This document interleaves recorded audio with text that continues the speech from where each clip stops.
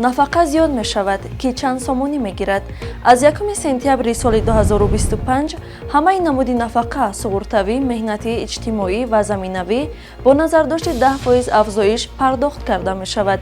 Ин тадбир тибқи Фармони Президенти Тоҷикистон аз 8 феврали соли 2025 дар доираи сиёсати ҳифзи иҷтимоии аҳолӣ амалӣ мегардад. Баъди индексатсия андозаи нафақаҳо чунин хоҳад буд. Нафақаи суғуртавӣ аз 470 сомонӣ ба 517 сомонӣ, нафақаи меҳнатӣ аз 586 сомонӣ ба 644 сомонӣ, нафақаи иҷтимоӣ аз 330 сомонӣ ба 366 сомонӣ, нафақаи заминавӣ аз 325 сомонӣ ба 350 сомонӣ.